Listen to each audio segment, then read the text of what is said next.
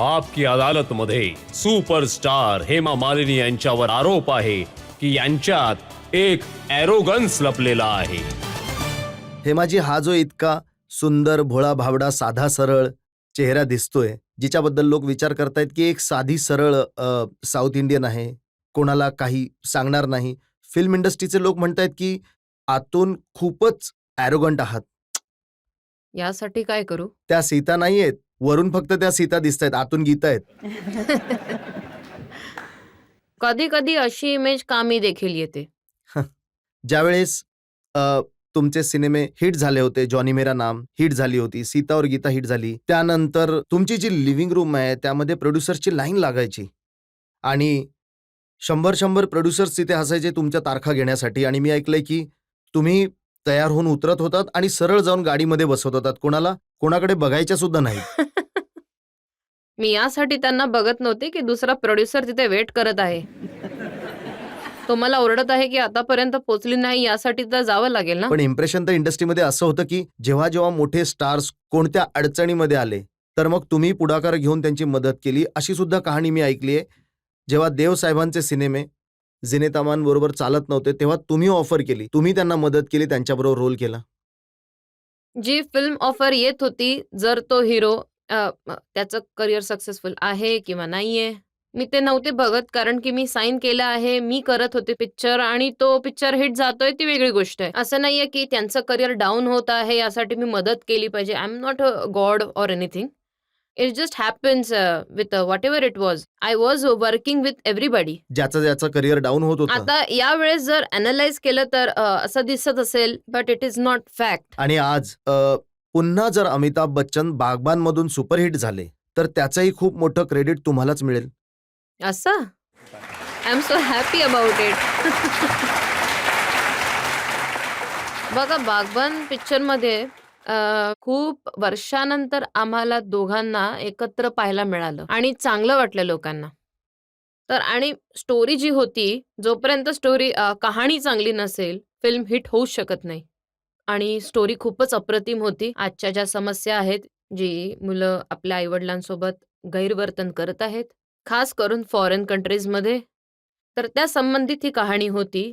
आणि त्यामध्ये आम्ही दोघं, अमितजी आणि मी, जे एकत्र जे अपियर झालो आणि काम केलं, ते लोकांना खूप पसंत आलं. It was something new and fresh for the people to see. ही जी फिल्म होती जी प्रत्येक आई वडिलांनी आपल्या मुलांना मारून मारून दाखवली. मारून आणि सोबतच बागबान सीडी घेऊन जात होते सगळे लोक, आपल्या सोबत ठेवत होते as a big possession or something. आणि कधी मुलांनी गडबड केली तर सांगितलं की बघ हे हाल होतील तुमचे.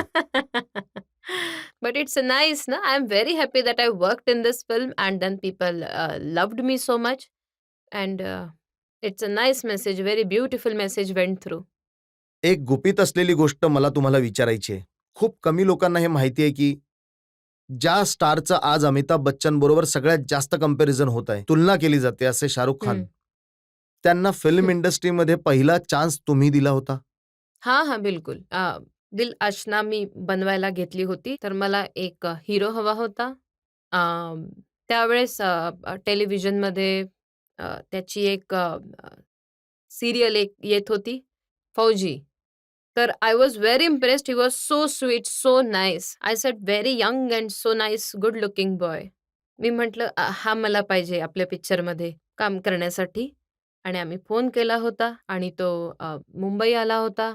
तुम्ही आणि अर्धी गोष्ट विसरत आहात, मी तुम्हाला सांगतो. तुम्ही फोन केला शाहरुख खानला जेव्हा म्हटलं की हेमा मालिनी यांना बोलायचं आहे, त्यांना विश्वास नाही बसला. बरोबर. त्यांनी म्हटलं की माझी फिरकी का घेतात.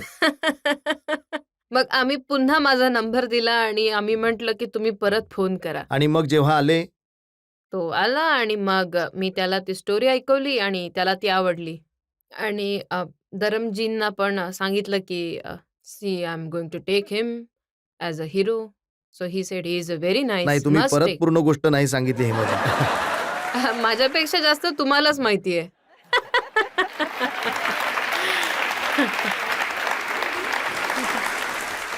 असं वाटतं की वेळेनुसार मी विसरत चालली आहे. मी तुम्हाला आठवण करून देतो. शाहरुख खानचे केस इतके जास्त होते की पूर्ण चेहऱ्यावर येत होते. ही गोष्ट खरी आहे. अगदी बरोबर आहे. आणि मी माझ्या मेकअप मॅनला म्हटलं, की याचे केस थोडे मागे करा. तर पूर्ण जेल लावून त्यांनी ते मागे केले. सो तो वेगळा दिसायला लागला एकदम. He has got it 2 different face, you know. Totally one is in front and he can look like a मवाली. The other one when he put its back, he totally looks sophisticated. तर मला त्याचा तो sophisticated look हवा होता. आणि मग आम्ही मुहूर्त काढला आणि सिनेमा सुरू एक केला. डायरेक्टर म्हणून शाहरुख खानने तुम्हाला त्रास दिला की खरंच नाही. ते चांगले ऍक्टर आहेत? अजिबात त्रास नाही, कोणीच नाही दिला. खूपच चांगले होते. इनफॅक्ट माझी मुलं लहान होती, ईशा आणि आहाना. रात्र व्हायची त्यांना, कारण दुसऱ्या दिवशी शाळेत जायचं असायचं, तर होमवर्क करायचा असायचं, तर मला बोलवायचे. तर मला घरी जावं लागायचं, तर तो म्हणायचा, "तुम्ही जा, मी हँडल करेल हा पर्टिक्युलर शॉट."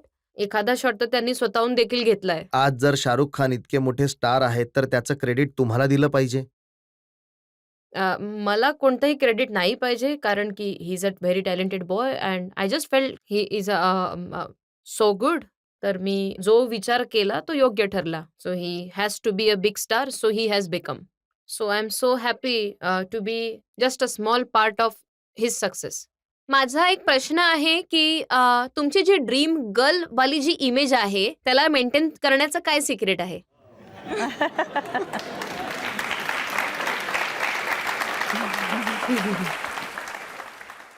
असं वाटतंय का मी मेंटेन करते? Thank you so much. I mean I must thank God for that.